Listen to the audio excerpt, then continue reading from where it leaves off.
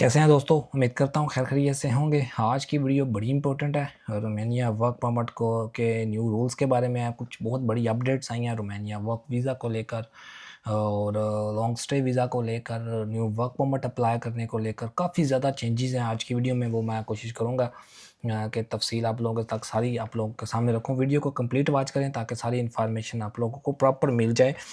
ये 27 अप्रैल से गवर्नमेंट ने न्यू रूल्स एंड रेगुलेशंस के बारे में बताया है, ठीक है। और उसके अलावा एक डिजिटल प्लेटफॉर्म जिसके बारे में पीछे मैंने कुछ वीडियोस भी बनाई थी रोमानिया वर्क परमिट के न्यू रूल्स के अकॉर्डिंग, तो उससे मिलती जुलती काफ़ी ज़्यादा चीज़ें हैं। कुछ उसमें चेंजिंग्स भी हैं कि डायरेक्ट कंपनी कैसे हायर कर सकती है, एजेंसी कैसे हायर कर सकती है और जुर्माने क्या होंगे, क्या उसकी टर्म्स एंड कंडीशंस होंगी और उसके अलावा इसका फ़ायदा क्या होगा, नुकसान क्या होगा, जो लोग इल्लीगल रोमानिया में मौजूद हैं उनके लिए क्या अपडेट्स है। तो सारी डिटेल कोशिश करूँगा कि इस वीडियो में आप लोगों के साथ शेयर करूँ। वीडियो लंबी भी हो सकती है, कंप्लीट वॉच करेंगे तो सारी चीज़ों की समझ आएगी।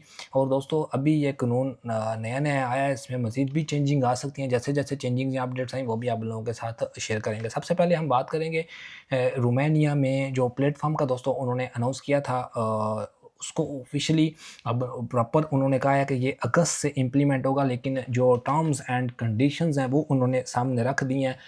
वर्क परमिट निकलवाने के लिए मैं इसके तकरीबन 5-6 पेजेज़ थे। मैं पहले पेज के ऊपर आता हूँ, कुछ चीज़ें आपको ऊपर से देखकर बताता हूँ ताकि आप लोगों को भी समझने और मुझे बताने में आसानी हो।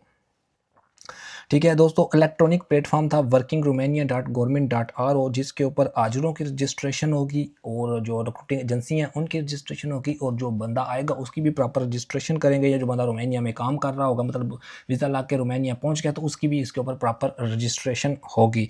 और तमाम इसकी जो सिंगल वीज़ों की दरख्वास्तें जमा करवाना, उसकी प्रोसेसिंग करना, तमाम अदारों की सरगर्मी की निगरानी, रिपोर्ट्स अदाद-ओ-शुमार को तैयार करना, उसके अलावा जिन जिन शोबों में वर्कर या रिक्वायर्ड होंगे, जिस जिस शोबे की कमी होगी कि हमें इस सेक्टर में इतने वर्कर चाहिए, उसकी भी प्रॉपर एक लिस्ट ये शाया करेंगे। और ये आईजीआई जो इंस्पेक्टर जनरल इमिग्रेशन है, उनका एक अदारा अनाफ है जो टैक्स के रिलेटेड है, और भी मिनिस्ट्री ऑफ फ्रंटियर है और इदारों से तक इसकी रसाई भी होगी। और ये जो है वो प्लेटफॉर्म 7 अगस्त 2026 से ऑपरेशनल हो जाएगा। तब तक सिर्फ रजिस्ट्रेशन और जांच पड़ताल इसके ऊपर होगी। उसके अलावा दोस्तों जो उन्होंने नेक्स्ट स्टेप के ऊपर चीज़ें बताई हैं कि वर्कर जो है वो कैसे हायर किया जा सकता है। अगर कोई कंपनी डायरेक्ट वर्कर को हायर करना चाहेगी तो उसके लिए क्या-क्या रिक्वायरमेंट्स होंगी, और अगर एजेंसी हायर करेगी तो उसके लिए क्या-क्या रिक्वायरमेंट्स होंगी, क्या कितनी गारंटी रखवानी पड़ेगी डायरेक्ट और तमाम डिटेल्स हैं। सबसे पहले दोस्तों हम इसकी बात करते हैं कि अगर कोई जो है वो कंपनी है वो एजेंसी के बगैर डायरेक्ट वर्कर को हायर करना चाहेगी तो उसके लिए क्या कंडीशन है। ठीक है। दोस्तों इसके ऊपर उन्होंने लिखा है कि किसी एजेंसी के बगैर बराह रास्त भर्ती कर सकते हैं तो बहुत सख्त शराइत हैं।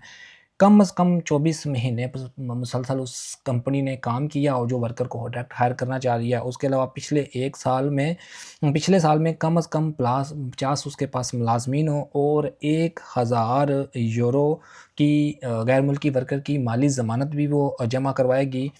ठीक है। उसके अलावा आईजीआई लेबर इंस्पेक्शन, एएनएएफ, एएसआरआई से बिला वास्ता तस्दीक शुदा भी वो जो है वो कंपनी होगी तो उसको वर्कर को बुलवाने की इजाज़त होगी। ठीक है। अगर वो 10 वर्कर बुलवाएगी तो 10,000 यूरो उसने गारंटी रखवानी होगी डायरेक्ट। ठीक है। ये उन्होंने शराइत रखी हैं अगर कोई रिक्रूटिंग एजेंसी के बगैर कोई कंपनी रोमानिया में वर्कर को हायर करने का सोच रही है तो उसके रिलेटेड। ठीक है। अब आते हैं दूसरी जो कंडीशंस हैं, टर्म एंड कंडीशंस है उसके बारे में कि अगर जो रिक्रूटिंग एजेंसी है उनके लिए क्या उन्होंने शराइत रखी हैं। रोमानिया में पहली बार तीसरे मुल्क से लेबर रिक्रूटिंग एजेंसी को मुकम्मल इजाज़त के लिए निज़ाम को मशरूत किया। ये वैसे बेसिकली रोमानियन लैंग्वेज है, उसको उर्दू में ट्रांसलेट किया हुआ है, तो इसके लिए फिर थोड़े बहुत वर्ड्स आगे पीछे हो जाते हैं, उसके लिए माज़रत। ठीक है। आगे पीछे हो जाते हैं। तो अब इनकी जो रिक्रूटिंग एजेंसी की टर्म्स एंड कंडीशन है इसके ऊपर मैं बात करता हूँ।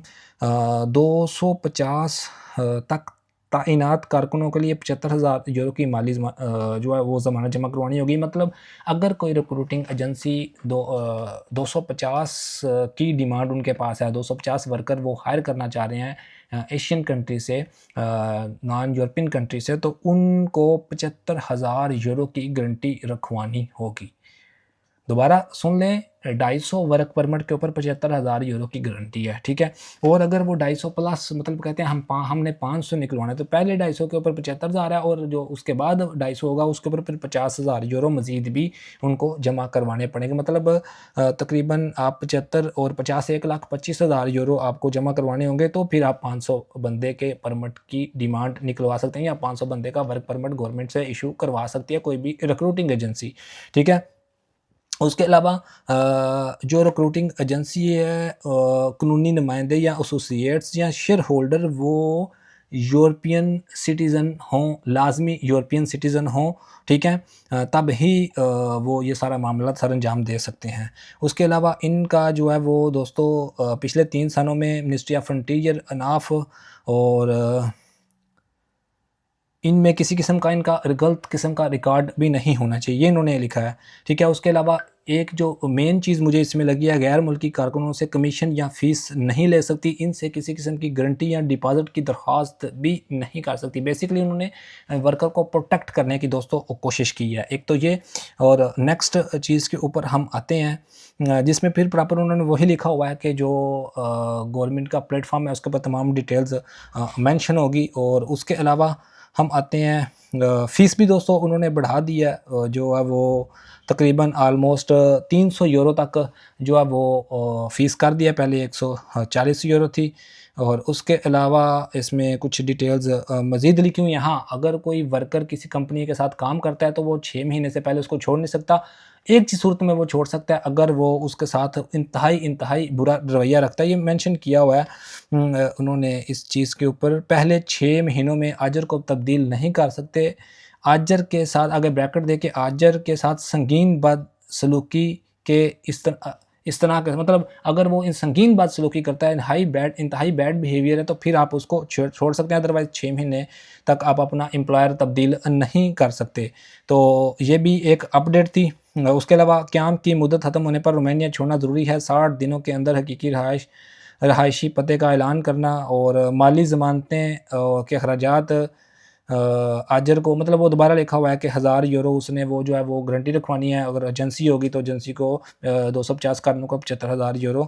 और अगर कोई कोई कारकुन गैर कानूनी हो जाए और इसे निकाल दिया जाए तो एजेंसी रियासती बजट में 2000 यूरो को यकमुश्त मतलब 2000 यूरो जुर्माना पे करेगी एजेंसी, ये भी उन्होंने किया। फ़ीस का भी उन्होंने बढ़ा दिया है।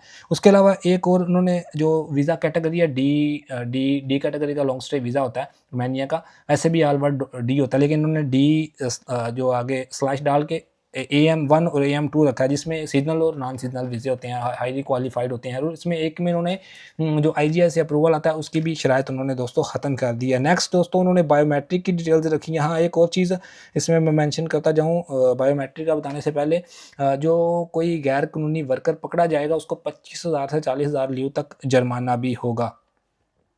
और हाँ, अब आते हैं जो चीज़ मैंने आपको नेक्स्ट बतानी थी, जिसके ऊपर मुझे थोड़ा-सा डाउट है, अभी देखें इसका क्या होता है। उन्होंने दोस्तों जो लिखा हुआ है ना लास्ट के ऊपर, ये है कि बायोमेट्रिक होगा।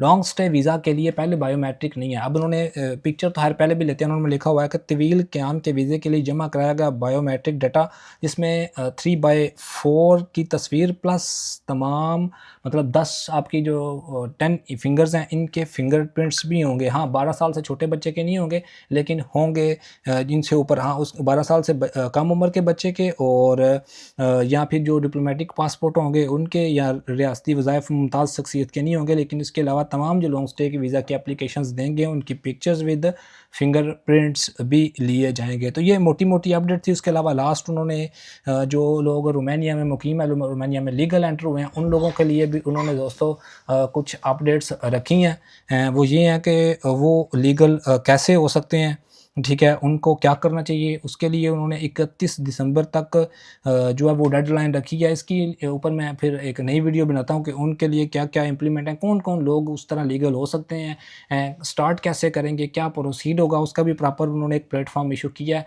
ठीक है। उसकी भी डिटेल फिर नेक्स्ट वीडियो में बता दूँगा। ये वीडियो ऑलमोस्ट 9 साढ़े 9 मिनट की हो गई है, तो होप सो ये वीडियो आपको समझ आई होगी। वीडियो अच्छी लगे वीडियो को लाइक एंड शेयर करें। मिलते हैं नेक्स्ट किसी वीडियो में, तब तक के लिए अल्लाह हाफ़िज़, अपना ख्याल रखिएगा।